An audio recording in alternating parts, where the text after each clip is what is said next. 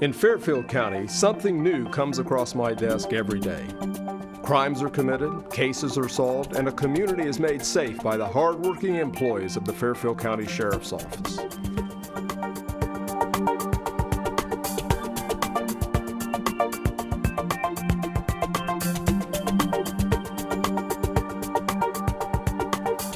Welcome to This Week with Dave Phelan, your sheriff here in Fairfield County. Do appreciate you, the viewers and listeners that join us each and every week. We are carried on LancasterOhio.tv. We're also carried on Fairfield Christian Church website and the Fairfield County Sheriff's Office website, along with a couple of radio affiliates here in Lancaster. And I do appreciate you, the viewers, that join us each and every week. Back for the second week is Tony Merkel with the, or Zerkle rather, I apologize, No problem. with the ODNR Wildlife Officer, and you've been there, what, 10, 11 years? 11 years. 11 Sir. years, and we talked about some of your responsibilities last week. For the folks that may have missed last week, again, tell us a little bit about what an officer with ODNR, the Wildlife Division, does. Okay, as a state wildlife officer, we're tasked with enforcing fishing, hunting regulations, litter, pollution, things like that. Each officer is assigned to a county, and we're pretty much responsible for being a liaison for the Division of Wildlife for that county. Hunter education courses, conservation clubs, answering the daily phone calls that come in for that county. So that's a little bit of what I do.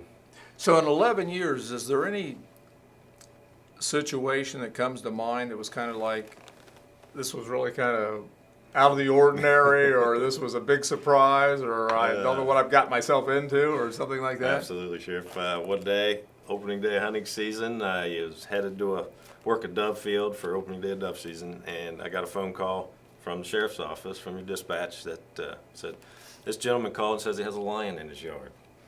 And so I rolled into the Fairfield Beach lion incident and was the first one on scene, and here he was, sitting right in this guy's yard. Wow. Yeah, a lioness, female lion. So she took interest in my vehicle and walked toward me. A lion wearing a collar. It was a captive lion, somebody's pet lion. Right. And so I got some good photos and nudged my vehicle and kept her out of this gentleman's yard, and we knew the owners and where they lived, and kept her in that vicinity. So you got her kind of back where she needed to be? She made it far enough away from their front door. I knocked and woke them up that morning and surprised them the fact that their lion was now sitting in the road. Well, that's interesting. What how can a individual have an animal or have wildlife, deer, bear, you name it, Right. And how can they maintain those, or is there certain Sure. permits and things like that? There is. When it comes to native wildlife that is native to Ohio, there are permits available through the Division of Wildlife. So if somebody wants to have a raccoon, I gave out a skunk permit the other day. As pets? As pets. Okay. Those animals must be born in captivity. They cannot be taken from the wild. So that permitting process is to protect the wild animals. There are people that breed them and raise them in captivity for sale as pets. Okay. So, wildohio.gov, we have our permit applications on there.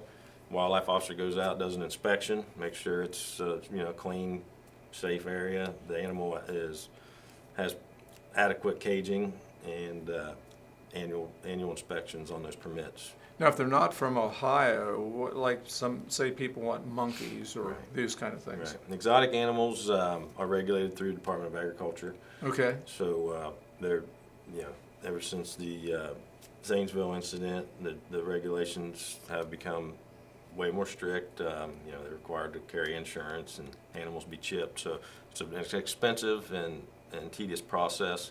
So we're seeing a decline in those exotic animals. Yeah, that was quite a situation there. I mean, fortunately, no one was injured or killed. We're approaching hunting season. So what are some of the responsibilities of a hunter? What are some of the different times of the year that we have hunting within Ohio? Okay, the traditional opening day of hunting season, September 1st, for squirrel, dove, early goose season.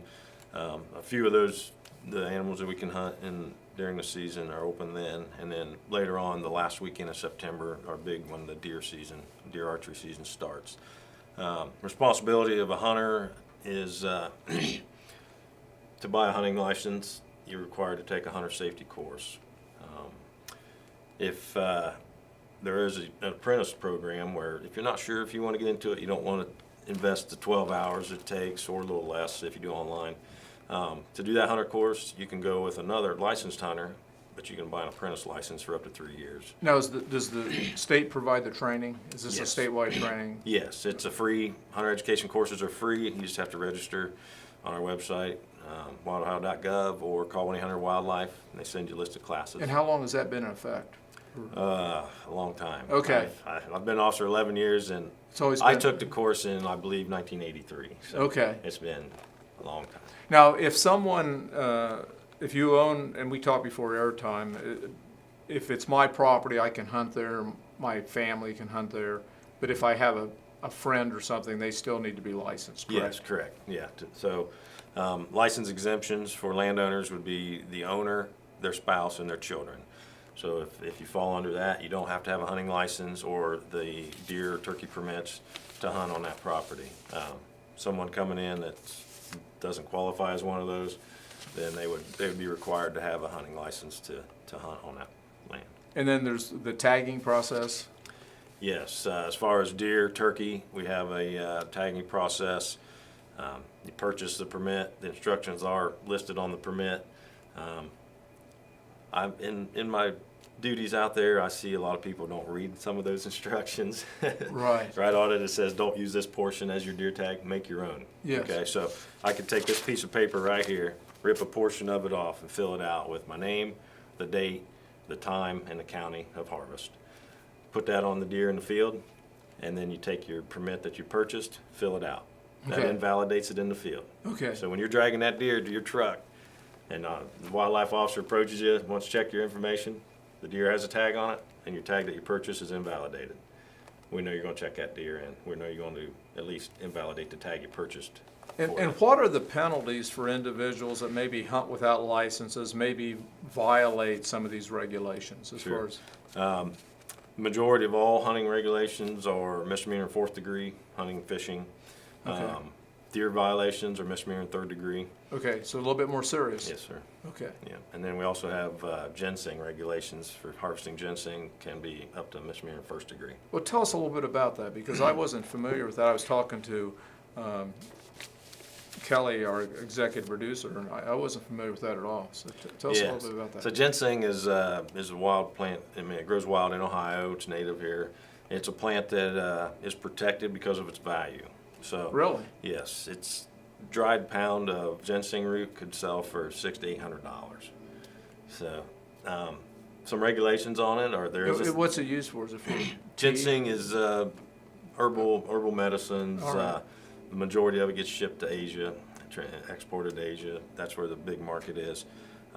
So, yeah, the stuff you see in the drinks you buy at the convenience store, that's probably cultivated. It's not Okay. as valuable as wild. So, Okay, well, that's interesting. Yeah. Didn't know that. What about poaching? First of all, what is poaching? So poaching is the illegal harvest of wild animals, whether that be your land-bearing animals or fish.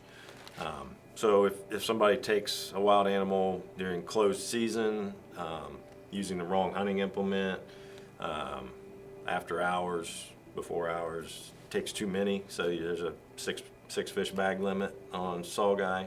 If they take 10 that day, that would be considered poaching. Okay. So taking either illegally or over their limit. And what about like spotlighting animals and those kind of things? Does that fall into that? Yes, it Okay. does. We call that jacklighting. It's shining from the vehicle and shooting from the road, which, as you know, turns into a felony at times. Could, yes. Yeah. And so I think I'm glad you mentioned that about the road and things. What are some things that hunters need to really think about when they're out there hunting, as far as not only their safety, but the safety of other people? Right. So a big one is during our deer season is, the number of people in the woods. We require hunters to wear hunter orange during that time period. Okay. And that is, hunter orange doesn't exist in the wild. It's a collar that You can see much more clearly than any other collar. It's been proven. You know, somebody could be standing behind some bush and you can still see that hunter orange through there. So pay attention to any hunter orange. Definitely know your target and beyond. So we do investigate a lot of incidences where, you know, houses or vehicles or, heaven forbid, a person's been shot. Right. So make sure you know what's behind your target. Yeah, and occasionally we within the sheriff's office we'll get those calls. They'll say there's, you know, there's hunters and you know, a bullet hit the side of the garage or something like that. And the other thing, I think a lot of people that live in the country really don't understand that because they or have like a small housing project set in the middle of the county someplace, people are going to hunt. Right. Sometimes in those adjoining fields, and that makes it a little bit, you know, scary for some of these folks. Sure. Yeah, when you move out there next to, you know, farms, you know, there's a lot of farmers that like people to hunt. It controls the number of animals on their property. Right. They have crops in the ground that are being eaten by deer. They want to see some of those deer harvested. And the best way to do it's a hunting season where that hunter's going to take the deer and consume it, you know, feed their family and utilize it. So, you know, it's up to the landowner to allow hunting or not. So if you live in an area in the township that the landowner allows it, you know, don't harass those hunters. Majority of them are responsible. They're doing the right thing. Well, that's an interesting point. And again, before airtime, we were talking a little bit about the animals that are used for the hats and those kind of things. And some people would feel kind of bad for the animal, but as you mentioned, if these animals aren't controlled, that's going to be very problematic, not only for the animals, but also for the community. Sure. Yeah, we were discussing fur-bearing animals and trapping seasons, and yeah, there is still a fur market. It's not as popular as it used to be, but it's out there, and you know, that fur does get utilized for clothing and things. So. Fishing licenses. Let's touch on that as we close here in the last couple of minutes.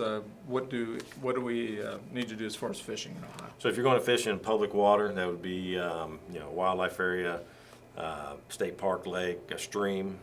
Those are public waters. You do need a fishing license to fish in that after you turn 16. So 16 years and older, fishing license required. It's $19 annually. Mm-hmm. Pretty cheap. What else can you do all year for $20? That's right. So, that's right. And again, if it's private property, they can have people come over. It's just public areas. Correct. Yeah. So private impoundment, private ponds, fishing license not required.